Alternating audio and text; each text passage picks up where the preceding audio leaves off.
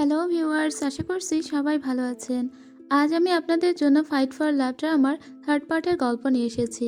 I am really sorry যে এই পার্টটা আসতে একটু দেরি হয়েছে, কারণ আমি চেয়েছিলাম একবারে অনেকগুলো পর্ব এক্সপ্লেন করতে। তো চলুন আর কথা না বাড়িয়ে সোজা এই পার্টের গল্প শুনে নেওয়া যাক। আই হোপ আপনাদের সবারই অনেক ভালো লাগবে।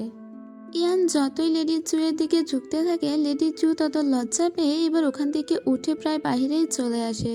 বাহিরে এসে জোরে একটা নিঃশ্বাস ছেড়ে বলে, যেটা হচ্ছে সেটা ভুল হচ্ছে। এটা বলে ভিতরে চলে আসে আবার। ভিতরে ইয়ান ওর সঙ্গে কথা বলবে বলে বসেছিল। ইয়ান ওর হাত ধরে ওকে বলে, তুমি আমার সামনে বসো। তারপরে ও এটাও বলে, আমার ভাই তো বেঁচে নেই, আর আমি জানি ভাইয়ের সঙ্গে তোমার কোনো সম্পর্ক ছিল না। এরপরেও দুজন কথা বলতে বলতে যেই একটু নর্মাল হয়ে যায়, ঠিক তখনই আমরা দেখতে পাই নর্থ চি রাজ্য থেকে কিছু আর্মিরা এসেছে এবং ওরা ইয়ান আর লেডি চুকেই খুঁজছে। তো এখানে আসার পরে এই বাড়ির মালিকের সঙ্গে ওদের দেখা হয়, আর এখানেই আমরা জানতে পারি যে সেনের হাজব্যান্ডের বাড়ি মেইনলি নর্থ চি রাজ্যে। সে ওখানে একসময় স্পাইয়ের কাজ করতো আর ওখান থেকে পালিয়ে এখন এখানে চলে এসেছে। তো এখন সেনের হাজব্যান্ডকে শাসিয়ে যায় ওই লোকেরা আর বলে, আগামীকালকেই তোমাদের বিয়ে আমরা জানি, তাই আগামীকালকেই যদি ওদের দুজনকে ধরিয়ে না দাও তাহলে তোমাদের বিয়েটা হবে না। আর ভিতর থেকে এই সমস্ত কথাই এরা দুজন শুনতে পায়। ওই আর্মিগুলো চলে যাওয়ার পরে এখানে গ্রামের মানুষ জড়ো হয়ে যায়, কারণ গ্রামের মানুষ এটা জানতে পেরেছে আর্সেনের যে হাজব্যান্ড হবে সে আসলে নর্থ সি রাজ্যে তার বাড়ি, তাই তাকে সবাই খারাপ খারাপ কথা বলছিল। কিন্তু তারপরেই গ্রামের মানুষ আস্তে আস্তে বলতে শুরু করে যে আর্সেনের হাজব্যান্ড নর্থ সি রাজ্যের মানুষ হলেও সে তাদের প্রতি কখনোই অন্যায় করেনি, আর তাই তারাও তার প্রতি অন্যায় করতে পারবে না। আর এই মুহূর্তে নিজেদের পরিচয় ফাঁস করে দিয়েছিল ইয়ান। আর ইয়ান এখন একটা প্ল্যান করেছে, সেটা হলো আগামীকাল বিয়ে তো হবে, কিন্তু সেই বিয়েটা ওদের দুজনের নয় বরং এদের দুজনের হবে।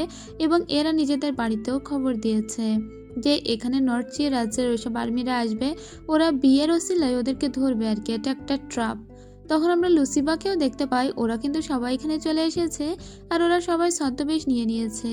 এই বিয়ে পুরোটাই ফেক বিয়ে, কিন্তু তার সত্ত্বেও ইয়ান নিজের মনে কিন্তু এটাকে সত্যি বিয়ে হিসেবে ভেবে নিয়েছিল, কারণ সে মনে মনে লেডি চুকে অনেক ভালোবাসে। আর তাই বিয়ের যত রিচুয়ালস আছে সেই সমস্ত রিচুয়ালসগুলো ও পালন করছিল। ঠিক তখনই দেখা যায় এখানে নর্থ চি রাজ্যে সেই সব লোকজন চলে এসেছে যারা মূলত লেডি চু আর ইয়ানকে ধরতে চেয়েছিল। তো এখানে তখনই ফাইট শুরু হয়ে যায় এবং ওই লোকগুলো হেরে যায়, কারণ ওই লোকগুলোর জন্য আগে থেকে ট্রাপ এরা সেট করে রেখেছিল।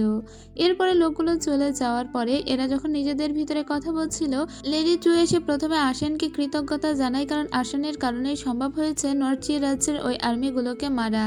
যাই হোক, ওরা এখন নিরাপদে আছে। তো রাত্রেবেলা লেডি চুকে নিয়ে ইয়ান চলে যায় একটা জঙ্গলের ভিতরে, যেখানে অনেক জোনাকি পোকা জ্বলছিল। তো এটা মেইনলি ওদের এই বিয়ের রাত্রের একটা সারপ্রাইজ বলা যায়। লেডি চুকে এই রাত্রে এসে আরো সুন্দর করে প্রপোজাল দেয় ইয়ান, কিন্তু লেডি চু ইয়ানের এই প্রপোজালটা অ্যাকসেপ্ট করতে পারে না। মনে মনে কোথাও একটা ও এখনো বাবার হত্যার প্রতিশোধের জন্যই চিন্তা করছে। আর তাছাড়া ও তো ইয়ানের থেকেও বয়সে 3 বছরের বড়, আর এখন তো সম্পর্কে ওর বড় ভাবিও হয়, তাহলে ইয়ানকেও কিভাবে অ্যাকসেপ্ট করবে। তাই ইয়ানকে সেদিন রিজেক্ট করে দিয়েই ও চলে আসে। এরপরে ওরা সবাই মিলে ওদের গ্রেট সুই রাজ্যে চলে আসে, আর ওদের জন্য গেটের সামনে সবাই ওয়েট করছিল। সবাই তো অনেক বেশি খুশি হয়েছে, কারণ ওরা বিজয় ছিনিয়ে তারপরে এখানে ফিরে এসেছে। এরপরে ওদের ক্রাউন প্রিন্সের সাথে কথা হয়। ক্রাউন প্রিন্সও ওদেরকে ধন্যবাদ জানায়, কারণ আজকে ওদের রাজ্যকে বড় একটা অরাজকতার হাত থেকে বাঁচানো হয়েছে। ডিউক অফ নিংকে দেখতে পায়, সে তার জামাতার উপরে খুবই ক্ষেপে গিয়েছে, কারণ তার জামাতা ইয়াও ইয়াংকে ধরিয়ে দিয়েছে, যেটা সে কখনোই চায়নি। কিন্তু এ তো ঠিক কাজই করেছে, তাই শ্বশুর আর জামাতা এখন প্রায় মুখোমুখি, শত্রু বলা যায়। এদিকে আমরা এদের 2 ভাইকে দেখতে পাই, সন ওয়েন এবং শিলান। ওদের বাবা প্রথমে ওদের উপর খুবই রেগে শাস্তি তো দিয়েছিল, কিন্তু পরে আবার খুশি হয়েছে, কারণ 2 ছেলেই দেশের জন্য কাজ করেছে। তবে শুধু ওদের উপর এজন্য রাগ করেছে যে কেন ওরা বলে যায়নি। তবে পরে আবার 2 ছেলের সঙ্গেই ভালো ব্যবহার করে। এরপরে আমরা আবার লেডি চুকে দেখতে পাই। লেডি চু মূলত এই বাড়ি ছেড়ে চলে যেতে চাইছিল, কারণ ওর এতদিন একটাই ইন্টেনশন ছিল, আর তা হলো নর্থ চি রাজ্যের সঙ্গে কারা হাত মিলিয়েছে তাদেরকে ধরা। সেই কাজটা যেহেতু হয়ে গিয়েছে এখন, তাই ও এই বাড়ি ছেড়ে চলে যাবে। এবং এই কথা যখন ইয়ানকে জানায়, ইয়ান সত্যি খুব কষ্ট পায়, কারণ ইয়ান ওই বিয়েটা ফেক মনে করেনি, বরং ইয়ানের কাছে এই বিয়েটা একদম সত্যি সত্যি হয়েছে বলে ও ধরে নিয়েছে। কিন্তু লেডি চু তো এটা ধরে নেয়নি। এই বিয়েটা শুধুমাত্র একটা ট্রাপ ছিল। যাই হোক, এরপরে নিজেদের সমস্ত কিছু গোছগাছ করে নিয়ে এই বাড়ি থেকে চলে যায় লেডি চু। আর ইয়ানের মনের ভিতরটা একদম জ্বলে পুড়ে যেতে লাগে। এরপরে আমরা ওদের ষষ্ঠ ভাবিকে দেখতে পাই, যে ভাবিটা প্রেগনেন্ট ছিল। সে একদিন রাস্তা দিয়ে যেতে যেতে একটা লোককে অসুস্থ অবস্থায় পড়ে থাকতে দেখে। আসলে এই লোকটা মূলত নর্থ চি রাজ্য থেকে এই রাজ্যে এসেছে স্পাইগিরি করতে, এবং এর উপর নজর রাখছে আবার ইয়ানের যে গার্ড, সেই গার্ড। যাই হোক, আর এইসব তো জানে না ষষ্ঠ ভাবি। ষষ্ঠ ভাবি তখন একটা দোকানে গিয়েছিল, আর সেই দোকানেই ওই লোকটিকে পড়ে থাকতে দেখে। আর তাই ভাবির মনে একটু খারাপ লাগে, তাই ভাবি বলে যে ওই লোকটিকে সে হেল্প করবে।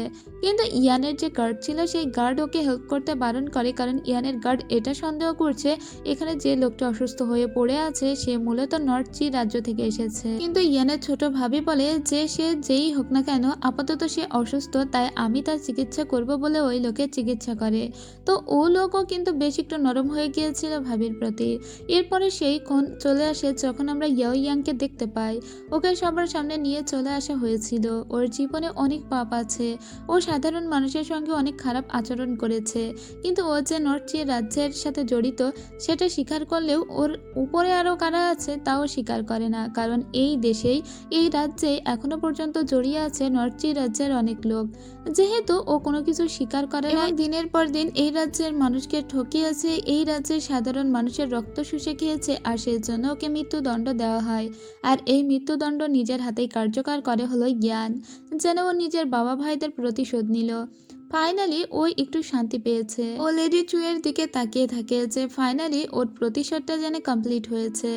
যাই হোক, এ যাত্রায় এ ঘটনা তো শেষ হয়ে যায়। এরপরে আমরা আবার সেই ছোট ভাবিকে দেখতে পাই, যার সঙ্গে ইয়ান কথা বলতে আসে, কিন্তু ছোট ভাবি এখনো পর্যন্ত সেই লোকটির প্রতি বেশ কাইন্ডনেস দেখাচ্ছে। তো ও ছোট ভাবিকে আর কিছু বলে না যে ওই লোকটা একজন স্পাই। মূলত ও বলে যে ছোট ভাবি ওর কেয়ার করছে, করুক, সমস্যা নেই, কিন্তু লোকটিকে তুমি চোখে চোখে রেখো। এটা ওর গার্ডকে বলে ও এখান থেকে চলে আসে। এদিকে আমরা দেখতে পাই, যেহেতু লেডি চু নিজের বাড়িতে চলে গিয়েছিল, তাই দুই ভাই বোন মিলে এখনো প্ল্যান করছে যে কিভাবে নর্থ চি রাজ্যের সঙ্গে আরও যারা জড়িত আছে তাদেরকে খুঁজে বের করা যায়, কারণ ইয়াও ইয়াংই শুধু শেষ নয়, বরং এই রাজ্যের আরও অনেক লোকই আছে। এদিকে আমরা দেখতে পাই কিছু চমৎকার উপঢৌকন নিয়ে সং রাজ্যে সংদের বাড়িতে চলে গিয়েছিল ক্রাউন প্রিন্স। তোয়ানের সঙ্গে তো ক্রাউন প্রিন্সের বিয়ে হবার কথা আছে, তো সেই বিয়ের ব্যাপারেই কথা বলতে মূলত সে অনেক হীরা জহরাত নিয়ে এখানে এসেছে। কিন্তু এখানে এসে জানতে পারে যে তোয়ান নাকি ক্রাউন প্রিন্সের সঙ্গে কথা বলবে না। তোয়ান তো আসলে লিং ইয়ানকে অনেক ভালোবাসে, বাট লিং ইয়ান তো আবার ওকে বোনের নজরে দেখে, সেজন্য ওর অনেকটা মন খারাপ। তখন ওর দুই ভাই ওর কাছে আসে আর ওকে বুঝিয়ে বলে এই মুহূর্তে তোমার ক্রাউন প্রিন্সের সঙ্গে কথা বলা উচিত, তুমি ওকে ভালো না বাসলেও সেটা বলে দেওয়া উচিত। তাই ও ক্রাউন প্রিন্সের সামনে আসে। ক্রাউন প্রিন্স তখন ওকে বলে যে তুমি তো পাখি অনেক পছন্দ করো, তাই তোমার জন্য পাখি নিয়ে এসেছি। তোয়ান তখন বলে আমি পাখি অনেক পছন্দ করি, কিন্তু খাঁচায় আবদ্ধ পাখি তো আমি ধরে রাখতে পছন্দ করি না। এরপরে তোয়ান আরো বলে যে সেই এই বিয়েটাতে সত্যি সত্যি মতামত দেয়নি, এই বিয়েটা নিতান্তই ঠিক করা হয়েছে ভাগ্যের জোরে, এই বিয়েতে ওর কোনো মত নেই। তখন লিং ইয়ানের কথা জিজ্ঞেস করলে ক্রাউন প্রিন্স তোয়ান বলে লিং ইয়ানকে আমি ভালো না বাসলেও হয়তো এই বিয়েটা করতে চাইতাম না, তবে আমাকে ভাবার আরো কিছু টাইম দিন। এটা বলে চলে গেলে ক্রাউন প্রিন্স রেগে যায় আর বলে এক্ষুনি চু ফ্যামিলিতে চলো এবং আমরা লিং ইয়ানের সঙ্গে কথা বলবো। এদিকে আমরা চু ফ্যামিলি দেখতে পাই, যেখানে জিন ওর মায়ের সাথে দাঁড়িয়ে কথা বলছিল, ঠিক সেই সময় ওরা জানতে পারে এখানে ক্রাউন প্রিন্স চলে এসেছে। ক্রাউন প্রিন্স লিং ইয়ানের বাড়িতে আসলে লিং ইয়ান বুঝতে পারে যে ক্রাউন প্রিন্স এখানে কি জন্য এসেছে। তো ক্রাউন প্রিন্স সোজা না বলে একটু ইনডাইরেক্টলি বলে যে তোয়ানের সঙ্গে তার কোনো সম্পর্ক আছে কিনা। লিং ইয়ান খুব ভালোভাবেই বুঝিয়ে দেয় যে তোয়ান তার ডক্টর মাত্র, তার চিকিৎসা করাতেই সে এখানে আসতো এবং সে তাকে বোনের মতো দেখে। তাই ক্রাউন প্রিন্স ওকে কিছু না বলেই এখান থেকে চলে যায়। এরপরে নিজেকে আরও বেশি করে প্রস্তুত করতে থাকে লিং ইয়ান, কারণ ওর মনে হচ্ছিল যে এখন দেশের দায়িত্ব কাঁধে নেওয়ার সময় এসে গিয়েছে। অনেক দিন হলো ও দেশের হয়ে কোনো কিছু করে না।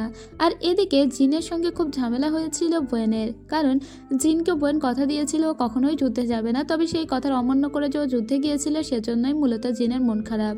এদিকে চুহিকে দেখতে পায়, চুহি মূলত সেনের সঙ্গে দেখা করে একটা জিনিস জানতে পারে, আর সেটা হলো চেন ওকে একটা ছোট চিরকুট দেয়, সেই চিরকুটে লেখা ছিল গ্রেট সুই রাজ্য থেকে আপনাদের জন্য মিলিটারি অস্ত্র পাঠাচ্ছে এবং নর্থ চি রাজ্য থেকে আপনি কিছু গার্ড পাঠিয়ে দিন এই রাজ্যে, এবং এটা এই রাজ্যেরই কেউ পাঠিয়েছে, মানে এই রাজ্যের কারোর সঙ্গে একটা হাত আছে নর্থ চি রাজ্যের, আর ওদেরকে সেটাই খুঁজে বের করতে হবে।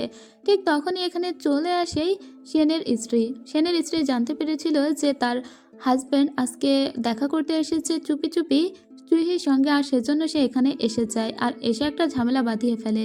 সেন তখন ওর স্ত্রীকে বলে, আমরা একটা বিশেষ কাজের কথা বলার জন্য এখানে এসেছিলাম, এখানে কোনো প্রেম ভালোবাসা করতে আসিনি। তার স্ত্রী কেঁদে কেঁদে বলে, তুমি আমাকে কখনো ভালোই বাসনি। তখন ওর স্ত্রীকে বলে, এটা সত্যি যে আমি বাধ্য হয়ে তোমাকে বিয়ে করেছি, আমি সত্যিই তোমাকে কখনো ভালোই বাসিনি, আমি আজও জুহিকেই ভালোবাসি। ওর স্ত্রীর তখন খুব মন খারাপ হয়ে যায়। আর এদিকে ইয়ানের ভীষণ মন খারাপ ছিল, কারণ জুহি ওকে ছেড়ে চলেই গিয়েছে প্রায়। সব সময় বিন্দাসের মতো বসে থাকতো, আর এটা লক্ষ্য করেছে বোয়েন আর লুসিবা। ওরা দুজন তখন ভাবে যে কি হয়েছে, ছেলেটা এত হাসি খুশি ছিল, হুট করে এরকম বিন্দাস মার্কা হয়ে গেল কেন। তাই ওরা দুজনেই এসে বলে, এই সত্যি করে বলতো, তুই কি আসলে তোর বড় ভাবির প্রেমে পড়েছিস নাকি, মানে জুহির প্রেমে পড়েছিস? যদি ওকে ম্যানেজ করতে চাস তাহলে আমাদের কথা মতো কাজ কর। এরপরে ইয়ান অনেক টাকা খরচ করে অনেকগুলো গিফট পাঠিয়ে দেয় জুহির বাড়িতে। জুহি তখন ওই চিঠিটা নিয়ে ব্যস্ত ছিল, যে চিঠিটা মূলত নর্থ চিয়ের সঙ্গে যোগাযোগ করা হয়েছে বলে ধারণা করা হচ্ছে। ও বাহিরে এসে দেখে যে ওর জন্য অনেক উপঢৌকন পাঠানো হয়েছে ওই ফ্যামিলি থেকে, আর এগুলো যে ওই ইয়ান পাঠিয়েছে তা ও বুঝতে পারে, কারণ কিছুক্ষণ পরে ইয়ানও ওদের বাড়িতে চলে আসে। তো ও ইয়ানের দিকে অবাক হয়ে তাকিয়ে বলে, এসব কি? ইয়ান তখন বলে যে জুহি আমাদের বাড়ির বড় বউ, তার জন্য আমাদের তো কিছু করতেই হবে, সে আমাদের বাড়ি থেকে চলে এসেছে, তাই তার কাছে আমরা ঋণী, আর এভাবে আমাদের বাড়ির বউ তো চলে আসতে পারে না, তাকে নিয়ে যাওয়ার জন্য অ্যাপোলজি স্বরূপ আমি এগুলো নিয়ে এসেছি। কিন্তু জুহি যেন এসব কিছু তোয়াক্কাই করে না। জুহি বলে, ঠিক আছে, আমি অ্যাপোলজি অ্যাকসেপ্ট করেছি, এতেই তো হয়ে গেল, ওকে একবারও বসতেও বলে না বাড়িতে। কিন্তু তখনই জুহির মা বলে, ইয়ান এত কিছু নিয়ে আমাদের বাড়িতে এসেছে, ও সকালে নাস্তা না করে কিভাবে যেতে পারে? তুমি আমাদের এখানে নাস্তা করবে তো? ইয়ান তো একদম এক পায়ে খাড়া নাস্তা করার জন্য। ও দ্রুত করে তখন ডাইনিং টেবিলে এসে বসে পড়ে, কিন্তু জুহি ওকে বারণ করেছিল, চলে যেতে বলেছিল।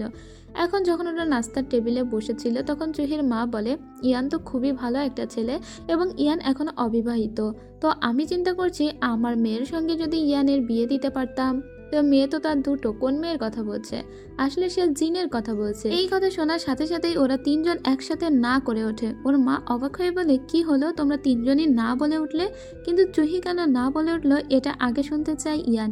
ইয়ান বলে, আমার বড় ভাবি কেন আমার সঙ্গে তার বোনের বিয়ে দিতে চায় না, সেটা আমি আগে শুনতে চাই। জুহি তখন বলে, আমার বোন কখনো এরকম ছেলেকে বিয়ে করতে চায় না যে ছেলে যুদ্ধে যাবে। আমার বোন চায় খুব সিম্পল সুন্দর একটা জীবনযাপন করতে, সে কোনো যোদ্ধাকে বিয়ে করতে চায় না, তাই আমি বললাম যে এই বিয়ে হবে না। জিনও বলে, হ্যাঁ আমারও তাই কথা, আমিও তাই চাই যে না, এই বিয়েটা না হোক, কারণ আমি কোনো যোদ্ধাকে বিয়ে করব না বলে উঠে এখান থেকে চলে যায় ওরা দুজনেই। এবার ওদের পিছু পিছু যখন উঠে যাচ্ছিল ইয়ান, তখন ইয়ানকে থামিয়ে দেয় লিংয়ান। যাই হোক, এরপরে জিনের সঙ্গে ওর মা অনেক বকাবকি করে বলে, তুমি কেন ওকে বিয়ে করবে না? জিন বলে, মা তুমি কিছু জানো না তাই কিছু বলবে না আমাকে। এরপরে লিং ইয়ানের সঙ্গে একটা গো গেম খেলতে এসে বসেছিল ইয়ান। লিং ইয়ান তখন বলে, তুমি আমার বড় বোনকে ভালোবাসো সেটা আমি খুব ভালো করে জানি, কিন্তু ঠিক এই মুহূর্তেই তুয়ান তুয়ান জোরে জোরে লিং ইয়ানকে ডাকতে থাকে, আর এই ডাকের শব্দ শুনে ইয়ান বলে, আপনার মনে হয় জরুরি তলব হয়েছে, এই মুহূর্তে আমি উঠছি, আপনি বরং ওই দিকটা একটু সামলে নিন। আসলে তুয়ান তুয়ান বাড়ির সামনে এসে অনেক জোরে জোরে ওকে ডাকছিল আর বলছিল, তুমি কি আমার সঙ্গে দেখা করবে না? আমার সামনে এসে কি একটু সবকিছু খোলাসাও করবে না? আর মানুষজন ওর দিকে তাকাচ্ছিল দেখে কিছুক্ষণ পরে ওর দুই ভাই চলে আসে, আর দুই ভাই ওকে বুঝিয়ে এখান থেকে নিয়ে যায়। ওয়েন বলে, তোমাকে এর থেকে ভালো যুক্তি আমি দিব। ঠিক তখনই জিনের সঙ্গে ওয়েনের দেখা হয়ে যায়, আর এদের দুজনের ভিতরে তো একটু ঝগড়াঝাটি চলছিল। জিনকে অনেক মানানোর চেষ্টা করছে ওয়েন, কিন্তু কোনোভাবেই জিন ওকে ক্ষমা করছে না, যে ওকে কথা দিয়েছিল যুদ্ধে যাবে না, তারপরেও কেন ছেলেটা যুদ্ধে গেল।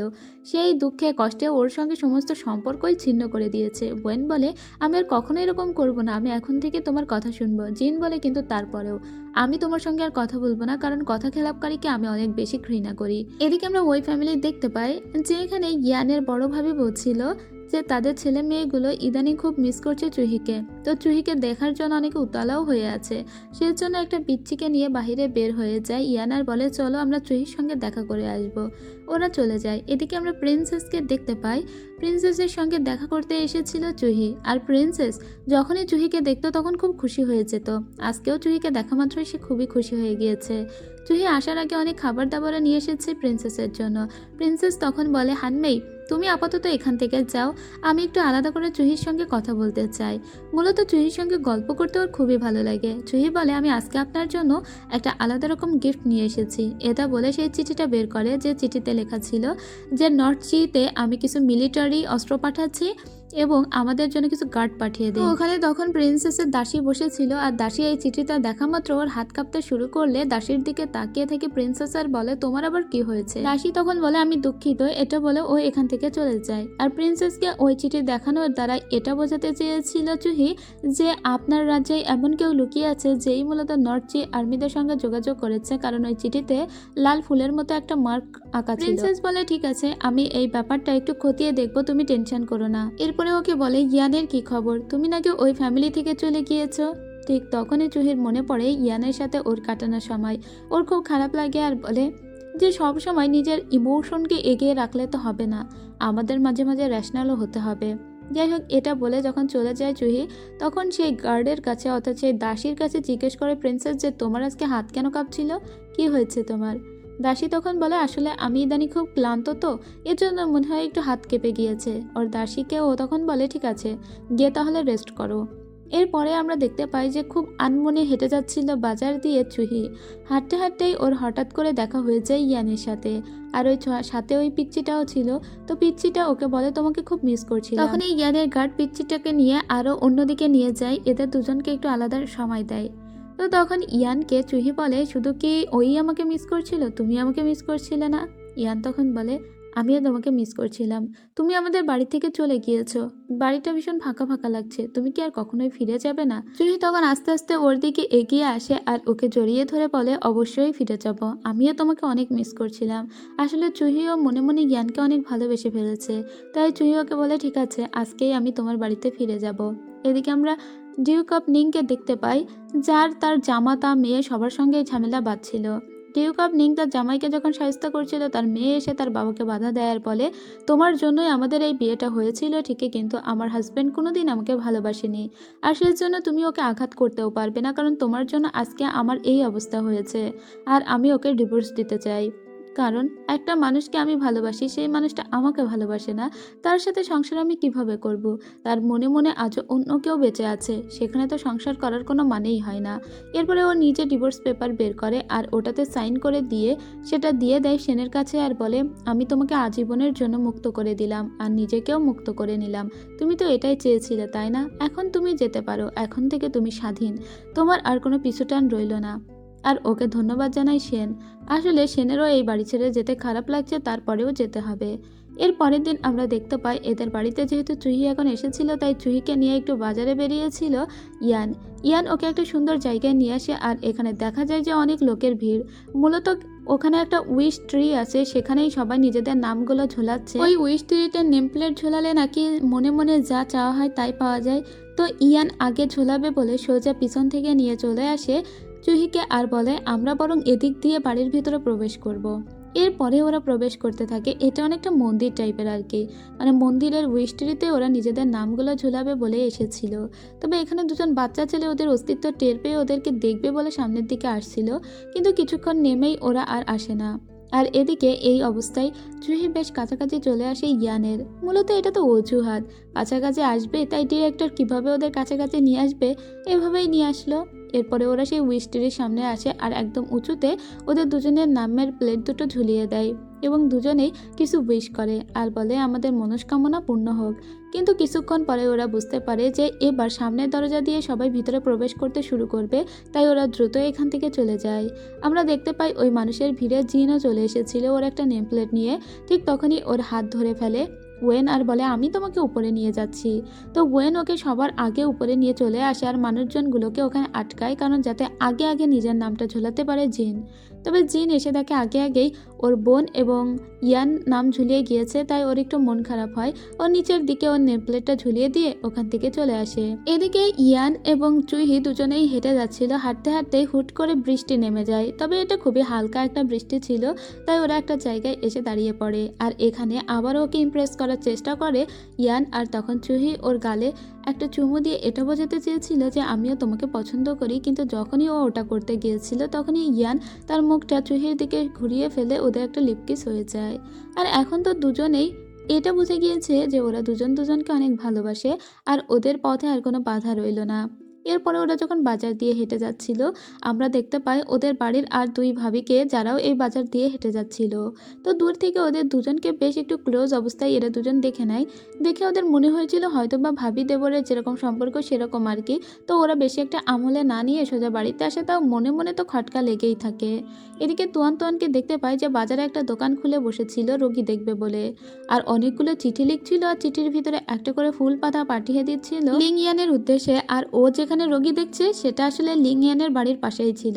লিং ইয়ান যখন বুঝতে পারে তুয়ান তুয়ান এগুলো করছে, তাই লিং ইয়ান চিন্তা করে যে তুয়ান তুয়ানের সঙ্গে দেখা করবে। এরপরে লিং ইয়ান তুয়ান তুয়ানের সঙ্গে দেখা করতে চলে আসে আর বলে, তুমি চেয়েছিলে আমি যেন তোমার সামনে আসি, আমি অবশেষে তোমার সামনে এলাম, কিন্তু আমার আসলে কিছু কথা সত্যি সত্যি তোমাকে বলা উচিত। আর সেটা হলো, আমার তোমার প্রতি ওরকম প্রেমের কোনো ফিলিংস নেই। আমি আবারও বলছি, আমি তোমাকে বোনের মতো করেই দেখি বলে ওকে রিজেক্ট করে দিয়ে চলে যায়। তুয়ান তুয়ানের মারাত্মক খারাপ লাগে, এত করে বুঝিয়েও ছেলেটাকে নিজের বশে আনতে পারলই না। এদিকে দেখতে পাই বাড়িতে খুব ভালোবাসাবাসির সম্পর্ক চলছিল এদের দুজনের।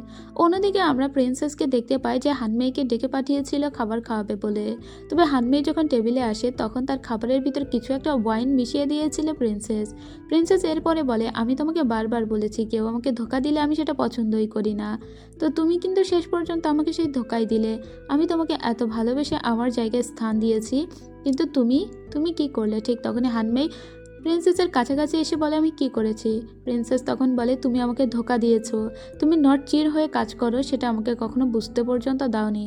আজকে আমি তোমাকে মেরেই ফেলবো। কিন্তু যখনই সে হানমেইকে মারতে যাচ্ছিল, হানমেই তখনই উল্টো করে ধরে নিচে শুইয়ে দেয় প্রিন্সেসকে আর বলে, আপনি হয়তো ভুলেই গিয়েছিলেন, আপনি যে ওয়াইনটাতে পয়জন মিশিয়েছিলেন সেই পয়জনের মাস্টার আমি নিজেই, তাই ওটা দিয়ে আমাকে কাবু করা যাবে না। আমি তো আপনার সঙ্গে কখনো কোনো খারাপ করিনি, আমি তো সবসময় আপনাকে ভালোবেসে এসেছি। তাহলে আপনি কেন আমাকে মারতে চেয়েছেন? যদিও মারতে চেয়েছেন, মারতে যেহেতু পারেননি আর মারতে পারবেনও না। ঠিক তখনই প্রিন্সেস বাইরে থেকে তার গার্ডদেরকে ডেকে পাঠায় আর এক্ষুনি হানমেইকে নিয়ে প্রিজনে যেতে বলে। তো হানমেই এই পর্যায়ে ধরা পড়েই গিয়েছে, আর সাথে সাথে তার দাসীও, কারণ এই দাসীও হানমেইয়ের হয়েই কাজ করত। এরপরে ওদেরকে এখান থেকে নিয়ে যেতে বলা হয়। খুব কষ্ট পেয়েছিল প্রিন্সেস, বসে বসে ভাবতে লাগে, এতদিন আমি এমন একজনকে পুষে রাখলাম, শেষে কিনা যে আমাকেই ফাঁসাতে চেয়েছিল, আর আমি এটা আমার ভাইকে গিয়ে বলবো, মানে রাজাকে গিয়ে বলবো। এটা বলে যখনই সে দরজা খোলে তখনই দেখে হানমেই ওর সামনে এসে দাঁড়িয়ে আছে। হানমেই বলে, আমি আপনাকে আগেই বলেছি যে আমি পয়জন মাস্টার, মানে বিষ আমি নিজে তৈরি করি। তাই আপনার যেসব লোক আমাকে কারাগারের উদ্দেশ্যে নিয়ে যাচ্ছিল তাদের সবাইকেই আমি বিষ দিয়ে অজ্ঞান করে দিয়েছি। তারা আমাকে কি কারাগারের ভিতরে নিয়ে যাবে? আজীবন চেয়েছি এই গ্রেট সুই রাজ্যের কিং হব আমি, আর আপনার জন্য সেটা বানচাল হয়ে যাবে সেটা তো আমি চাই না। আমি আপনার কোনো ক্ষতি করব না, ইভেন আমিই আপনাকে অল্প অল্প করে সারিয়ে তুলেছিলাম, আর আপনি কিনা আজকে আমার পথের কাঁটা হয়ে দাঁড়াবেন, সেটা তো হতেই পারে না। আজকে থেকে এই রুমের ভিতরে আপনি বন্ধ হয়ে থাকবেন, আর আমি বাইরে থেকে সমস্ত ছড়িটা ঘুরাবো। এখন আমাকে দেখতে হবে যেভাবেই হোক জুহি আর ইয়ানকে সামলাতে হবে, কারণ ওরা ছোট্ট একটা চিঠির মাধ্যমেই আমাকে ধরে পর্যন্ত ফেলেছে। যাই হোক, এতদিন যত লোকজন মারা গিয়েছে, যে যা কাজ করেছে সব এই হানমেইর হয়েই কাজ করেছে। মেইন যে মাথা সেটা হলো এই হানমেই। আমরা জানি যে একটা লোক বেশ ইনজুর্ড হয়ে পড়েছিল একটা জায়গায়, যেখানে ইয়ানের ষষ্ঠ ভাবি গিয়ে তাকে হেল্প করেছিল। সেই লোকটির সঙ্গে দেখা করতে এসে আজকে ইয়ানের ছোট ভাবির অনেক পেইন ওঠে, কারণ তার পেটে বাচ্চা ছিল। তো রাস্তার ভিতরে এত পেইন উঠেছিল যে ওই লোকটি আজকে এখান থেকে পালাচ্ছিল, তা সত্ত্বেও সে পালাতে পারে না। ইয়ানের একটা গার্ড এখানে চলে আসলে সে কোনো মতেই এই ভাবিকে এখানে রেখে এখান থেকে পালিয়ে যায়। পরে ভাবির একটা সুন্দর পুত্র সন্তানের জন্ম হয়। অবশ্যই এটা বাড়িতেই হয়েছিল, কারণ তাকে বাড়িতে নিয়ে আসা হয়েছে। সবাই অনেক খুশি হয়েছে। ইয়ান যখন জানতে পেরেছে যে তার আরও একটা ভাইপো হয়েছে, তাই ও দ্রুত করে বাড়িতে চলে আসে, কিন্তু ও ভিতরে ঢোকার সাহস পাচ্ছিল না। কিছুক্ষণ পরে বাহিরে ওই বাচ্চাটাকে নিয়ে বের হয়ে আসে চুহি আর বলে, না দেখেই চলে যাচ্ছ? তুমি নতুন করে আবারও আঙ্কেল হলে, তো ছোট্ট বাচ্চার মুখটা দেখে যাবে না? এবার এই ছোট্ট মুখটা দেখে ইয়ানের খুব ভালো লাগে। ইয়ান কিন্তু নিজেও এখনো ছোট মানুষ, তবে এইসব ভাবি টাবিদের ভিড়ে ও একটু বড় হয়ে গিয়েছে আর কি। চুহি ওকে বলে, জড়িয়ে ধরতে চাও? ইয়ান তখন বলে, তোমাকে? জুহি বলে আমাকে কেন, এই বাচ্চাটাকে। তারপরে ওরা দুজনে মিলেই বাচ্চাটাকে জড়িয়ে ধরে। এদিকে আমরা সেই লোককে দেখতে পাই যে লোকটি পালিয়ে চলে এলো, মূলত স্পাই লোকটি। তো এই লোকটিও হানমেইয়ের হয়েই কাজ করে। হানমেই বলে আমাদের পথের কাঁটা এখন জুহি এবং ইয়ান, যেভাবেই হোক এদের দুজনকে শায়েস্তা করতে হবে। তো তুমি এমন কিছু করো যাতে ওরা দুজনেই একটু শায়েস্তা হয়ে যায়। ওই লোকটি বলে যথা আজ্ঞা, আপনি যা বলবেন আমি তাই করব। পরদিন সকালবেলা দেখতে পাই ইয়ান যখন বাজারে এসেছিল তখন বিভিন্ন মানুষজন ওদেরকে নিয়ে বাজে বাজে কথা বলা শুরু করেছে। ওকে আর ওর বড় ভাবিকে কেন্দ্র করে একটা বইও নাকি লেখা হয়েছে, মানে জুহি আর ইয়ানকে কেন্দ্র করে ওদের ভালোবাসার কথাটাই এখানে লেখা হয়েছে। এটা দেখে খুব রেগে যায় ইয়ান, এবং এই বইটা এখন সারা জায়গায় ছড়িয়ে পড়েছে, অনেকটা ভাইরাল হয়ে গিয়েছে বলা যায়। ইয়ানের মেজো ভাবিও বইটা পেয়েছে এবং ওটা জুহির কাছে নিয়ে এসে বলে আমি সেদিন তোমাদেরকে রাত্রেবেলা একসঙ্গে দেখেছিলাম, তবে সেভাবে কিছু মনে করিনি, এখন দেখছি এই ঘটনা সত্য। জুহি তখন বলে তুমি যেটা ভাবছো ভাবি সেটা নয়, আমাদের ভিতরে খারাপ কোনো সম্পর্ক নেই। এটা সত্য যে ইয়ান আমাকে ভালোবাসে আর আমারও ওর প্রতি সফট কর্নার আছে, তবে আমাদের ভিতর খারাপ কোনো সম্পর্ক কখনোই ছিল না। তাছাড়া জুনকেও আমি কখনো ঠকাইনি, কারণ জুনের সাথে আমার ভালোবাসার সম্পর্ক ছিল না। এই মুহূর্তে আমাকে বাড়ি যেতে হবে বলে ও সোজা বাড়ির উদ্দেশ্যে চলে আসে। এবার ইয়ান তো দ্রুত বাড়িতে চলে এসেছিল, কিন্তু ও যখন এখানে এসে ওর ভাবির কাছ থেকে জানতে পারে যে জুহি ওর বাড়িতে চলে গিয়েছে, তাই ও ওর বাড়িতেই যাচ্ছিল। আর তখন ইয়ানকে সামলে নেয় ওর ভাবি আর বলে তুমি এই মুহূর্তে ওই বাড়িতে যেতে পারবে না, আর এই বাড়ি থেকেও এক পা সামনে বাড়াতে পারবে না। মানুষজন কত কটু কথা বলছে তোমাদেরকে নিয়ে, যতই মানুষের সামনে যাবে ততই গসিপ শুনবে বেশি। আর এখন যদি তুমি জুহিকে সামলাতে যাও সেটা আরও বেশি খারাপ হবে।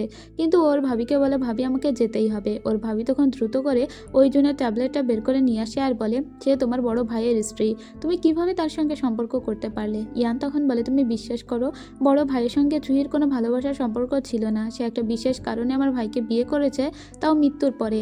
আমি সত্যি সত্যি ওকে ভালোবাসি এবং আজকে তুমি কোনোভাবেই আমাকে আটকাতে পারবে না।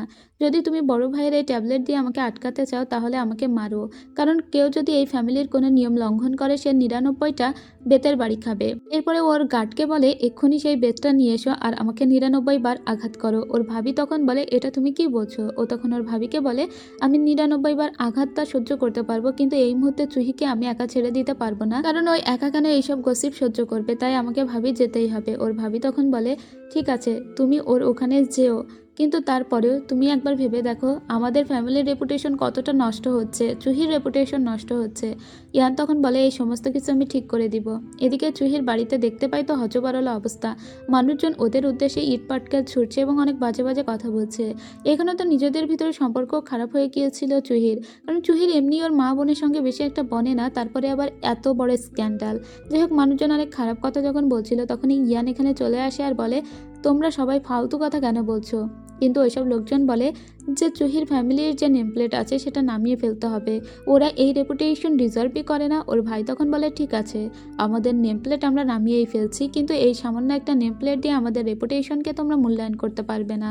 আমাদের মূল্যায়ন বা আমাদের রেপুটেশন এরও অনেক বেশি উপরে, সামান্য একটা নেমপ্লেটে কি যায় আসে। চাইলে তোমরা এখানেই কাদা ছড়াছড়ি করতে পারো, কিন্তু এতে আমাদের কিছুই যায় আসে না। এরপরে ইয়ানকেও ভিতরে বলে দেখেছো তোমাকে আমি আগেই বারণ করেছিলাম। ইয়ান বলে এই সমস্ত কিছু শেষ আমি দেখব, আপনি চিন্তা করবেন না। ওর ভাই বলে ঠিক আছে কিভাবে দেখবে সেটা দেখা যাক, কিন্তু একটা কথা মনে রেখো আমার বোন হয়তো তোমাকে ভালোবাসে এবং তুমি জানো যে সে খুবই স্ট্রেট ফরওয়ার্ড একটি মেয়ে, তবে তুমি এটা হয়তো জানো না যে আমার বোন কিন্তু তোমার থেকে আমার বাবাকে বেশি ভালোবাসে। আমি চাইবো তার সেই মান সম্মানটুকু অন্তত তুমি তাকে দিও। আর ওদের এই অবস্থার ভিতরে জিন এবং ওর বড় বোন মানে জুহির সঙ্গে সম্পর্কটা খুব ভালো হয়ে যায়। আগে তো জিন জুহিকে তেমন একটা দেখতেই পারতো না, আর এখন ওরা দুই বোন এতটা ক্লোজ হয়ে যায় যে জিন ওর পাশাপাশি এসে বসে ওদের যে নেম প্লেটটা ছিল সেটা পরিষ্কার করতে লেগে যায় আর বলে কেউ যদি তোমাকে অপমান করে তাহলে সেটা আমাদের ফ্যামিলিকেই অপমান করা হয়, তাই এখন থেকে আমরা পাশাপাশি দাঁড়িয়ে লড়াই করব। আর এদিকে আমরা ইয়ানকে দেখতে পাই ও নিজেদের অ্যানসেস্ট্রাল হলে গিয়ে অনেক বেশি কান্নাকাটি করছিল, ওর ভাবিরাও কান্নাকাটি করছিল। ওদের সময়টা এখন সবার খারাপ যাচ্ছে ঠিকই, তবে খারাপ সময়ের পরেই তো আবার ভালো সময় আসে। তো জিন এখন ওর বোনের হয়ে অনেক কথা বলছে, কেউ যদি ওর বোনের নামে উল্টোপাল্টা বলার চেষ্টা করে তাহলে ও বোনের জায়গায় দাঁড়িয়ে প্রতিবাদ করছে। এমনকি আমরা দেখতে পাই ওই ফ্যামিলির সবাই এসেছিল এবং সেই উইশ ট্রির কাছে এসে সবাই তাদের নামগুলোও ঝুলিয়ে দিয়ে যায়। তবে এখানে আমরা সেনকে বলতে শুনি যে একটু ইয়ানের প্রতি রেগেই ছিল, কারণ ইয়ানের কারণেই আজকে জুহির এই অবস্থা। জুহির নামে বদনাম রটে গিয়েছে। কিন্তু জুহি সেই লোককে ধরে ফেলেছে যে লোকটি মূলত এই কাহিনীর সূত্রপাত ঘটিয়েছিল। এরপরে লোকটিকে ধরে সোজা চ্যান্সেলরের কাছে নিয়ে আসা হয়। আর এখন বর্তমান যে চ্যান্সেলর সেটা হলো সেন। এদিকে আমরা একটা দোকানের ভিতরে দৃশ্য দেখতে পাই যেখানে কিছু মেয়ে বলা বলি করছিল যে জুহি আসলে খুবই খারাপ একটি মেয়ে। আর ঠিক তখনই জিন ওখানে পৌঁছে যায় আর ওদের সঙ্গে ঝগড়াঝাটি করে। আর ওদেরকে গিয়ে থামায় ওয়েনকে এখানে দেখে জিন খুব লজ্জা পেয়ে যায়, কারণ জিন সবসময় খুব মডেস্ট হয়ে সেজে থাকতো। আর আজকে ওকে ঝগড়াঝাটি করতে দেখে ফেলেছে ওয়েন, বিধায় ওর একটু কেমন লজ্জা লজ্জা করছিল। যাই হোক, এরপরে আমরা দেখতে পাই সেই যে সান, সেই ছেলেকে এবং যে লোকটি এই কাহিনীর সূত্রপাত ঘটিয়েছে সেই লোকটিকেও, এই দুইজনকে নিয়ে আসা হয়েছে সেনের সামনে। সেন ওর মাথার টুপিটা খুলে বলে, এর আমি ন্যায় বিচার করব। যদি দুই পক্ষে দুই দলেরই দোষ থাকে তাহলে দুই দল শাস্তি পাবে। যাই হোক, এরপরে কথা কাটাকাটি বাগবিতণ্ডার এক পর্যায়ে আমরা বলতে শুনি ওই লোকটিকে, যে লোকটি এই কাহিনীর সূত্রপাত ঘটিয়েছে সেই লোকটি বলে যে আসলে একটি মেয়ে আমাকে এটা করতে বলেছিল। সেই মেয়েটির ছবিও এঁকে দেয় ওই লোক, আর বলে এই মেয়েটি আমাকে এসে টাকা দিয়েছিল আর বলেছিল বদনাম রটাতে জুহি আর ইয়ানের নামে। এরপরে ওই মেয়েটির ছবি দেখানো হয় আর এই মেয়েটিকে ওরা বুঝতে পারে। যাই হোক, ওই দুই লোককে তো এখন প্রিজনে নিয়ে যাওয়া হয়, কিন্তু এখন এরা এসেছে প্রিন্সেসের বাড়িতে। প্রিন্সেসের যে একদম কাজের মেয়েটি আছে, একদম সবসময় পাশাপাশি থাকে, সেই দাসীটিকে ওরা এসে ধরে, কারণ এই দাসী মূলত সেই মেয়ে যে ওই লোকটিকে টাকা দিয়েছিল। এরপরে ওরা প্রিন্সেসকে এখানে খুঁজে পায় না, তাই চলে আসে। এদিকে প্রিন্সেসকে নিয়ে এই শহরের বাইরে চলে যাচ্ছে হানমেই। হানমেই মোটামুটি কোনো একটা ব্যবস্থা করেই এসেছিল যে প্রিন্সেসকে সবসময় নিজের কাছে রাখবে। আর এই শহরে থাকাটা এখন বেশ বিপজ্জনক, তাই ও এখান থেকে চলে যাচ্ছিল। আর এটা এরা খুব ভালোভাবে বুঝতে পেরেছে। যাই হোক, সেন এবার জুহিকে এসে বলে, তোমার সঙ্গে আলাদা করে আমার কিছু কথা আছে, আমি কি তোমার সাথে একটু কথা বলতে পারি? তো জুহি তখন ওর সঙ্গে আলাদা করে কথা বলতে চায়। আর আড়াল থেকে ওদের কথা শুনছিল ইয়ান। তো সেন তখন বলে, যেহেতু তোমার একটা বদনাম রটে গিয়েছে আর আমার স্ত্রীর সাথেও আমার এখন ডিভোর্স হয়ে গিয়েছে, যদি তুমি আমাকে বিন্দু পরিমাণ বিশ্বাস করো তাহলে আমি তোমাকে বিয়ে করতে চাই। জুহি তখন বলে, তোমার লজ্জা করলো না এটা বলতে? জীবনের এই পর্যায়ে এসে আমি তো তোমাকে আর বিয়ে করব না, মানে আমি তোমাকে বিয়ে করতে চাই না, আর তোমার প্রতি আমার সেই ভালোবাসাটাও নেই। আর ওকে দেওয়া একটা পুতুল ছিল যেটা সেনের কাছে ছিল, সেন সেটাও বের করলে। জুহি বলে, আমি তোমাকে কিংবা ইয়ানকে দুজনের কাউকেই প্রেফার করছি না।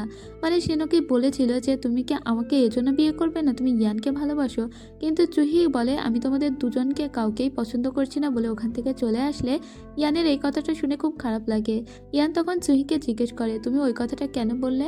তুমি সেনকে পছন্দ নাই করতে পারো, কিন্তু তুমি আমাকেও পছন্দ করো না। জুহি তখন ওর দিকে ঘুরে দাঁড়িয়ে বলে, তুমি আমাকে ভুল বুঝছো, আমি তোমাকে অপছন্দ করি এমনটা নয়, আমি তোমাকে অনেক পছন্দ করি, কিন্তু এখন আমাদের জীবনের যেই সময়, সেই সময়ে দাঁড়িয়ে সত্যি সত্যি ভালোবাসার জিনিসটার প্রতি আমার না কোনো রকমের কোনো ফ্যাসিনেশন বা কোনো কিছুই কাজ করছে না। আর আমি এখন ভালোবাসা নিয়ে জীবনটা পার করে দিতে চাই না। আমার সামনে অনেক দায়িত্ব, আমি এই দেশকে অনেক ভালোবাসি, এই দেশের দায়িত্ব আমি নিজের কাঁধে তুলে নিয়েছি। আর সেজন্য আমার অন্য অন্য দায়িত্ব কর্তব্যের সাথে আমি এখন ভালোবাসাটাকে গুলিয়ে ফেলতে চাচ্ছি না। এটা বলে ও একবার জড়িয়ে ধরে ইয়ানকে আর বলে, তুমি আমাকে ভালোবাসো, এটাতে আমার আসলে কিছু বলার নেই, কিন্তু এই মুহূর্তে আমাদের ভিতরে কোনো রকমের সম্পর্ক পসিবল না, তুমি এটা মনে রেখো। আজকে কত কথা হলো, কত গসিপ হলো, আর যেন গসিপ একটা মানুষকে শেষ করে দেয়, যদিও আমি অনেক স্ট্রং, আর তাই আমি আবার ফিরে যাচ্ছি। এটা বলে ও এখান থেকে চলে আসে। এরপরে নিজের বাড়িতে চলে আসে। এদিকে আমরা ওর ভাই লিং ইয়ানকে দেখতে পাই। ওর কাছে একটা চিঠি এসেছে, আর সেই চিঠিতে এমন কিছু অসঙ্গতি আছে যেখানে ও বুঝতে পারে ফ্যাংলিং নামের একটা শহর এখন বিপদে আছে, তাই সে তার গার্ডকে বলে, এখনই চল আমরা বেরিয়ে পড়ি। এদিকে জিনকে দেখতে পাই। জিনের সঙ্গে ওয়েনের যে ঝামেলাটা ছিল সেটা ফাইনালি অনেকটাই মিটমাট হয়ে গিয়েছে। ওয়েন ওকে খুব ভালোভাবেই বোঝাতে সক্ষম হয়েছে যে ও সবসময় জিনের কথা শুনেই চলবে। আর এদিকে আমরা ইয়ানকে দেখতে পাই, বাড়িতেও খুব মন খারাপ করেছিল, বিধায় ওর ভাবি ওকে বলে, তুমি এভাবে বাড়িতে মন খারাপ করে থেকো না, তুমি যদি কাজে কর্মে ব্যস্ত থাকো তাহলে দেখা যাবে যে তোমার মনে যে যন্ত্রণা সেটা কমে গিয়েছে। আর সেজন্য রাষ্ট্রীয় কাজের জন্য সোজা সেনের কাছে আসে আর বলে, সিংজো নামের একটা শহরে এখন একটু বিপদ মনে হচ্ছে, চলো আমরা ওখানেই যাব। এদিকে সিংজো শহরে ওর সঙ্গে যাওয়ার জন্য রাজি হয়ে গিয়েছিল এই সং দুই ভাই। এরা সবাই মিলে একটা ব্যাটেলে যাওয়ার জন্যই মূলত এখন দাঁড়িয়েছে, কারণ ওদের কাছে খবর আছে যে সিংজো শহরে নাকি নর্থ চি আর্মিরা খুব দ্রুতই অ্যাটাক করবে। যাই হোক, এদিকে এদের তিনজনকে দেখতে পাই, যেখানে জিন এবং লেডি চু ওরা দুজনেই এসেছিল মূলত প্রিন্সেস কোথায় আছে সেটা দেখতে। তো লুকিয়ে চুরি করে ওরা প্রিন্সেসের ঘরে ঢোকার চেষ্টা করে। প্রিন্সেসকে অনেকদিন ধরেই দেখা যাচ্ছে না, নিশ্চয়ই প্রিন্সেস কোনো একটা বিপদে আছে, তাই প্রিন্সেসের ঘর তল্লাশি করতে আসে ওরা লুকিয়ে, এবং এখানে একটা চিহ্ন দেখতে পায় যেটা রক্ত দিয়ে আঁকা ছিল, আর এটা প্রিন্সেসই করেছে সেটা ওরা বুঝতে পারে। জুহি বলে, প্রিন্সেস নিশ্চয়ই এই শহরের বাইরে আছে, আমার মনে হয় ফেংলিং শহরে তাকে নিয়ে যাওয়া হয়েছে, তাই আমাদের ওখানেই যেতে হবে।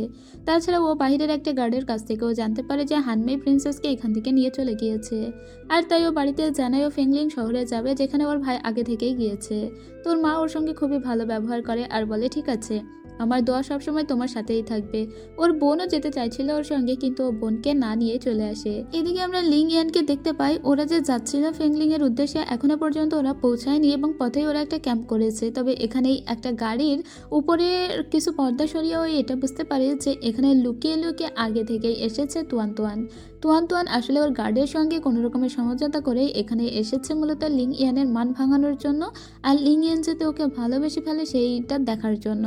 তো লিং ইয়ান এখন ওর উপর খুব রাগ করে আর বলে, আমি যাচ্ছি একটা যুদ্ধে, তুমি কেন এখানে এসেছো? ওখানে অনেক বিপদ থাকতে পারে, তাই তুমি চলে যাও। তুয়ান তুয়ান বলে, তুমি যদি যুদ্ধে যাও সেই যুদ্ধে আমিও তোমার সাথে সাথে লড়াই করব। যদি কারোর কোনো চিকিৎসার দরকার হয় আমি চিকিৎসা করব, আমি তোমার সাথে যেতে চাই। কিন্তু ওকে নিয়ে যেতে রাজি হচ্ছিল না কোনোভাবেই লিং ইয়ান, তবে ও জোর করে ওর সঙ্গে যাওয়ার জন্য উঠে পড়ে ক্যারেজে। লিং ইয়ান তখন আর কি করবে, ওকে নিয়ে যেতে বাধ্য হয়। আর এদিকে সেনের সঙ্গে ইয়ান এসেছিল সিংজু নামের একটা শহরে, কারণ ওর মনে হয়েছে এখানে নর্থ আর্মিরা যে কোনো মুহূর্তে একটা ম্যাসাকার ঘটাতে পারে। সেজন্য সিংজু শহরের দায়িত্বে যে লর্ড ছিল সেই লর্ডের সঙ্গে এসে ওরা কথা বলে, তবে ওরা এটা বুঝতে পারে যে এই লর্ডের নর্থ রাজ্যের সঙ্গে কোনো একটা সংযোগ আছে। সেদিন রাত্রে সেন অনেক বেশি ওয়াইন পান করে মাতলামি করছিল আর বারবার বলছিল যে ইয়ানের জন্য আমি পেলাম না আমার ভালোবাসার মানুষটিকে, ইয়ানের জন্যই মূলত আমি কোনোভাবেই চুহিকে নিজের কাছে পাচ্ছি না, আমার মনে হচ্ছে ওকে শেষ করে দিই। তো ওর কাছে সেই পুতুলটাও ছিল, সেই পুতুলটা ইয়ান ধরে বলে এটাকে পুড়িয়ে দাও, এখানে পাগলামি করতে এসেছে। কিন্তু তাও সেন ওকে বারবার উল্টোপাল্টা কথা বলছিল, আর আড়াল থেকে এই কথাগুলো সিংজু শহরের ওই লর্ড শুনে ফেলেছিল। আর লর্ড এটাকেই কাজে লাগাতে চেয়েছিল। লর্ড চেয়েছিল সেন এবং ইয়ানের ভিতরে কোনোভাবে একটা ঝামেলা সৃষ্টি করতে, তাই লর্ড আলাদা করে ওর সঙ্গে কথা বলে। সেন তখন বলে, ওই ইয়ানের জন্যই মূলত ভালোবাসার মানুষটিকে আমি পাচ্ছি না, আমার মনে হচ্ছে ওকে মেরেই ফেলি। এই লর্ড তখন বলে, আপনি চাইলে কিন্তু এখানেই ইয়ানকে মেরে ফেলতে পারেন, সবাই ভাববে যে ও যুদ্ধ করতে এসে মারা গিয়েছে, আমি কিন্তু আপনাকে হেল্প করতে পারি। সেন তখন ওই লোকের সঙ্গে হাত মিলায়। আর এদিকে চুহি যাচ্ছিল ফেংলিং এর উদ্দেশ্যে। ওদিকে ফেংলিং দেখতে পায় ওরা পৌঁছে গিয়েছিল ফেংলিং শহরে। সেখানে কিছু ঔষধ প্রস্তুত করছিল তুয়ান তুয়ান, কিন্তু ঔষধের হাড়িগুলো বারবার ফেটে যাচ্ছিল বিধায় ও একটু ন্যাকামি করতে থাকে যাতে ও লিং ইয়ানের নজর কাটতে পারে। তো কিছুক্ষণের ভিতরে ফেংলিং শহরে পৌঁছে যায় চুহি। এখন ওরা দুই ভাই বোন একসঙ্গেই আসে, আর ওরা এখন এই জায়গাটাকে খুব ভালোভাবে প্রোটেক্ট করতে পারবে বলে ওদের ধারণা। সেদিন রাত্রেবেলা অনেক বৃষ্টি হচ্ছিল, তুয়ান তুয়ান একা ঘরের ভিতরে ছিল বিধায় লিং ইয়ান খুব দ্রুতই ওর কাছে চলে আসে ওর ভয় লাগছে কিনা। তুয়ান তুয়ান বলে ওর ঝড় বৃষ্টিতে ভয় নেই, তবে ও দেখতে চাচ্ছিল যে লিং ইয়ান ওর কোনো কেয়ার করে কিনা। এই কথা শোনার পরে লিং ইয়ান এখান থেকে চলে গেলে তুয়ান তুয়ানের মন খারাপ হয়। ঠিক তখনই তুয়ান তুয়ানের সঙ্গে কথা বলতে ওখানে চলে আসে চুহি আর বলে, মন খারাপ হয়েছে? তুয়ান তুয়ান বলে, কোনোভাবেই তাকে মানাতে পারছি না। এদিকে চুহির নিজেরও কিন্তু এই বৃষ্টি মাথায় খুবই মন খারাপ, কারণ ওর বারবার ইয়ানের কথা মনে পড়ছে।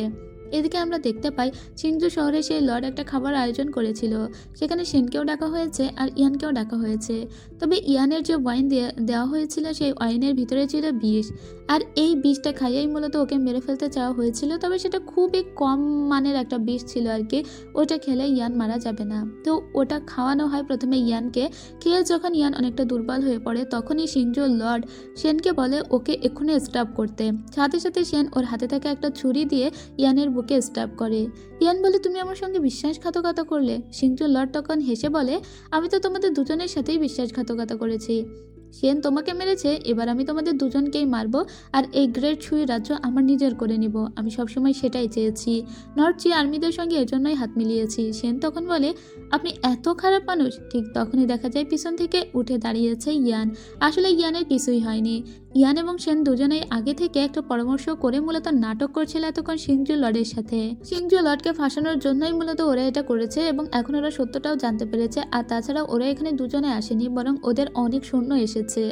এবার সবাই মিলে ধরে ফেলে সিংজু লর্ডকে।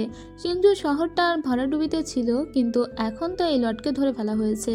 তবে বাইরে থেকে কিছু লোকদের দেখতে পায় যারা নর্থ সিয়ার আর্মি, এবং তারা বলছিল সিংজু লর্ড কোনো কাজেরই নয়, এবার মনে হচ্ছে যুদ্ধ আমাদেরই করতে হবে। সেন এরপরে আবারও ইয়ানের সঙ্গে কথা বলে আর ইয়ান ওকে ধন্যবাদ জানায়। দেশের জন্য ওরা সবকিছু করতে রাজি, এটা প্রমাণ হয়ে গিয়েছে। আর এদিকে আমরা লেডি চুকে দেখতে পাই। লেডি চু এর কাছে একটা খবর আছে যে নর্থ চিয়ার আর্মিরা নাকি ফেংলিং এর দিকেই আসছে, তাই ও নিজেকে প্রস্তুত করে নিয়েছিল আর বারবার ওই ইয়ানকে মিস করছে, কারণ একটা যুদ্ধক্ষেত্রে যে কোনো কিছু হয়ে যেতে পারে, যে কোনো মুহূর্তে যে কেউ মারা যেতেও পারে। আর ওদিকে সিংজু শহরে নর্থ চি আর্মি আক্রমণ করতে পারে বলে নিজেদের প্রস্তুত করছিল ইয়ান। এদিকে ফেংলিং এ তো ব্যাটেল শুরু হয়ে গিয়েছে, ওরা সবাই মিলে যুদ্ধ করছে। যদিও ফেংলিং এ কিন্তু এত বড় করে ব্যাটেল হওয়ার কোনো কথাই ছিল না, তবে বড় করে শুরু হয়ে গিয়েছে। আর এটা নর্থ চি রাজ্যের একটা ট্রিক আর কি, এখানে অনেক মানুষ হতাহতও হয়ে পড়েছে। এদিকে সিংজু শহরেও ব্যাটেল হওয়ার কথা ছিল, যেটা আগে থেকেই খবর পেয়েছিল ইয়ান। তবে ইয়ান এখন বুঝতে পারে যে আসলে ব্যাটেলটা সিংজু শহরে না, বরং ফেংলিং এই হচ্ছে। তাই ওই এক্ষুনি ওর আর্মি নিয়ে ফেংলিং এর উদ্দেশ্যে রওনা দেবে সিদ্ধান্ত নেয়। এদিকে বাড়িতে আমরা জিনকে দেখতে পাই। জিন বলে, এই মুহূর্তে আমি সিংজু শহরে যাব, যদি কোনো কিছু হয়ে যায় ওয়েনে তখন আমি মুখ দেখাবো কি করে। তাই ও লুকিয়ে লুকিয়ে এই উদ্দেশ্যেই আসতে থাকে। আর ওদিকে ফেংলিং এর ব্যাটেলটা আরো বেশি ভয়াবহ রূপ ধারণ করেছে। সিংজু শহরে কিছুই হচ্ছে না, মূলত ওদেরকে ওদিকেই টেনে নিয়ে যাওয়া হয়েছে আর এদিকে ফেংলিং অ্যাটাক করা হয়েছে। তো সিংজু শহরের সমস্ত দায়িত্ব ওয়েনের কাছে দিয়ে ফেংলিং এর উদ্দেশ্যে রওনা দিয়েছিল ইয়ান। কিন্তু ও চলে যাওয়ার একটু পরেই দেখা যায় নর্থ চিয়ার আর্মিরাই এই রাজ্য আক্রমণ শুরু করে দিয়েছে এবং বিশাল সৈন্য নিয়ে তারা এখানে চলে এসেছে। আর এখন ওয়েন তো একটা নতুন কমান্ডার, সে তো ভালো করে কিছু জানেও না। ওর সাথে শুধুমাত্র ছিল সেন। কোনো কিছু যদি উপদেশ দেওয়ার প্রয়োজন পড়ে তাহলে সেনই দিবে, কিন্তু এখানে যে যুদ্ধ করার ন্যূনতম মনোবলটুকু পর্যন্ত ছিল না ওয়েনের। ওয়েন খুবই ভয় পেয়ে যায় এবং যুদ্ধক্ষেত্রে ভালো করে কমান্ড দিতে পারে না, আর সেজন্য ওরা জঘন্যভাবে হেরে যায়। আর এখন সেন বন্দী হয়ে যায় নর্থ চিয়ার আর্মিদের হাতে। সেনের আর কিছুই করার থাকে না, তাই সেন নর্থ চি এর আর্মিদের কাছে স্যারেন্ডার করে দেয়। আর স্যারেন্ডার করা মানে হলো ওর নিজের শহরে ওদেরকে আক্রমণ করতে উদ্যত করা। তো ওরা এবার এই শহরে আক্রমণের জন্য ঢুকতে থাকে। আর ওদিকে অন্য কোনো উপায় খুঁজে বের করার জন্য আরেকটা লোকের কাছে গিয়েছিল ইয়ান, এবং ও নিজের মতো করে একটা উপায় বের করে। আর যাওয়ার আগে একটা চিঠি লিখে চুহির উদ্দেশ্যে সেখানে লিখেছিল, যদি এবার ব্যাটলফিল্ড থেকে আমি ফিরে আসি তাহলে তোমাকে পাহাড়ে ঘেরা একটা সুন্দর জায়গায় নিয়ে যাব। এদিকে আমরা আবার প্রিন্সেসকে দেখতে পাই, তাকে সম্পূর্ণ নতুন একটা জায়গায় হানমেই নিয়ে এসেছিল। আর হানমেইকে ও মারতে যখন যাচ্ছিল, হানমেই তখন বলে, আমি তো আপনার কোনো ক্ষতি করিনি, আমি বরং আপনাকে ভালোবেসেছি, আগামীকালকেই আমি আপনাকে বিয়ে করব। প্রিন্সেস তখন বলে, আমি তোমাকে সব থেকে ঘৃণা করি, তাই তোমাকে আমি কখনো বিয়ে করতে চাই না। জও উ, আসলে ওর আসল নাম হলো জও উ। এর আলাদা একটা পরিচয় আছে, তা হলো ওর বাবা মূলত এই গ্রেট সুই রাজ্যের একটা রাজা ছিল যার নাম লর্ড চিন, যার মৃত্যুর জন্যই সেনের বাবাকে ফাঁসানো হয়েছিল। তবে তার বাবা নাকি আবার নর্থ চি রাজ্যের সঙ্গে হাত মিলিয়েছিল, আর নর্থ চি রাজ্যের যে প্রিন্সেস ছিল সেটাই হলো ওর মা। তার মানে ও দুই দিক থেকেই কিন্তু রাজার পজিশনে দাঁড়িয়ে আছে। তবে ওর বাবার মৃত্যু হত্যার প্রতিশোধ নেওয়ার জন্য ও এভাবে উঠে পড়ে লেগেছে। তো পরের দিন একটা ছদ্মবেশ নিয়ে এরই কটেজে চলে এসেছিল চুহি। চুহি মূলত চেয়েছিল এখান থেকে প্রিন্সেসকে উদ্ধার করতে, তাই পিছনে ও নিজেদের কিছু লোকজনও লাগিয়ে রেখেছিল আর এখানে একটা হুলস্থুল কাণ্ড সৃষ্টি করছিল, এজন্য যাতে একটু অকুপাইড রাখা যায় হানমেইকে। হানমেইয়ের সামনে এসে ওকে বলে, আমি জানি তুমি জও উ। হানমেই তখন বলে, হ্যাঁ তুমি তো জানারই কথা, কারণ তুমি অনেক দিন ধরেই আমাকে সন্দেহ করছো। তবে তুমি হয়তো এটাও জানো না যে আমার মা কিন্তু নর্থ চি রাজ্যের। এরপরে ওকে আটক করে নিয়ে যাওয়া হয়। এদিকে আমরা রাতের অন্ধকারে দেখি একটা লোককে কারা যেন মেরে ফেলছিল। এরা মূলত নর্থ চি রাজ্যের সৈন্য ছিল। আর লোকটির বুক প্যাকেট থেকে একটা টোকেন সংগ্রহ করে, আর যেটা ছিল ওই নামের একটি টোকেন, অর্থাৎ যেটা ইয়ানের কাছে থাকার কথা ছিল। এরপরে নর্থ চি রাজ্যের যে রাজা তাকে দেখানো হয়, সেই রাজার কাছে টোকেন আর একটা কাটা মাথা নিয়ে হাজির করা হয়েছে। ওরা এটা দাবি করছে যে এটা নাকি ইয়ানের মাথা, এবং এই টোকেনটা ইয়ানের বুক পকেট থেকেই ওরা নিয়ে এসেছে, অর্থাৎ ইয়ান আপাতত ডেড। তো এরপরে আমরা দেখতে পাই এখানে ওই লোকটিকে যার সঙ্গে মূলত ইয়ান চুক্তি করেছিল। এর পরের দৃশ্যে আমরা আবার দেখতে পাই ফেংলিং শহর, যেখানে মাত্র 3000 সৈন্য অবশিষ্ট ছিল আর লিংয়ানদের কাছে। আর এই 3000 সৈন্য নিয়েই ওরা ব্যাটলফিল্ডে যাবে, কারণ যদি কোনোভাবে ফেংলিং শহরটাকে ওরা নিয়ে নিতে পারে তাহলে নর্থ চি রাজ্য ফেংলিংকে ছাড়িয়ে এবার সোজা রাজধানী শহর হুয়াইজিং অ্যাটাক করবে, যেটাই মূলত গ্রেট শু রাজ্যের প্রাণকেন্দ্র। যাই হোক, এরপরে আমরা আবার ওয়েনকে দেখতে পাই। ওয়েন এখানে বিভিন্ন মানুষের শুশ্রূষা করছিল, ঠিক তখনইও দেখতে পাই যে ওর সঙ্গে দেখা করতে চলে এসেছে জিন। জিন ওকে বলে, কি ব্যাপার, তুমি আমার থেকে লুকিয়ে কেন বেড়াচ্ছ? ও তখন জিনকে বলে, আমি অন্যায় করেছি, আমার কাঁধে যে দায়িত্ব দিয়ে যাওয়া হয়েছিল আমি সেটা পালন করতে পারিনি। জিন তখন বলে, তোমার কোনো ভুল নেই, তুমি নতুন তো, এজন্য ভুলভ্রান্তি তো হবেই। ওর ভাই তখন বলে, আমার মনে হয় আমাদের এখন সেনকে উদ্ধার করা উচিত। সেন কোনো একটা কারণবশতই তো নিজেকে স্যারেন্ডার করেছে, আর না হলে সে কখনোই স্যারেন্ডার করতো না। তো এখন এরা তিনজন মিলে প্ল্যান করে যে যেভাবেই হোক ওরা সেনকে উদ্ধার করবে, আর তবেই ওরা আটকাতে পারবে নর্থ চি এর আর্মিদের। আর এখানেই এই পর্ব শেষ হয়ে যায়। এখানে আমি প্রায় 10-11টা এক্সপ্লেন করেছি, আর এই ড্রামার মাত্র 10টার মতো এপিসোড বাকি আছে, যেটা আমি লাস্ট পার্টে এক্সপ্লেন করে দিব। সেগুলো এখনো পর্যন্ত রিলিজ হয়নি। যতটুকু এপিসোড রিলিজ হয়েছে আমি তত দূরই এক্সপ্লেন করেছি। আই থিঙ্ক আপনারা বুঝবেন, এবং আমার একটু দেরি হয়েছে এজন্য, কারণ এর ভিতরে বিশেষ কোনো গল্প আমি খুঁজে পাচ্ছিলাম না, তাই একটু লেট করছিলাম যাতে অনেকগুলো এপিসোড একবারে এক্সপ্লেন করতে পারি। তো অবশেষে আমি প্রায় 10-11টার মতো এপিসোড এক্সপ্লেন করেছি, যা গতকাল পর্যন্ত রিলিজ হয়েছে। এবার যতদিনে 40 এপিসোড পর্যন্ত রিলিজ হয় ততদিন আপনাদেরকে ওয়েট করতে হবে লাস্ট পার্ট দেখার জন্য। ততদিনে আপনারা আমার অন্য চ্যানেলে নজর রাখুন, সেখানে আমি নতুন কোনো ড্রামার গল্প নিয়ে আসবো। আই থিঙ্ক আপনাদের ভালো লাগবে। তো আজ এ পর্যন্তই, দেখা হবে পরে কোনো ভিডিওতে। ততদিন সবাই ভালো থাকুন, সুস্থ থাকুন, খোদা হাফেজ।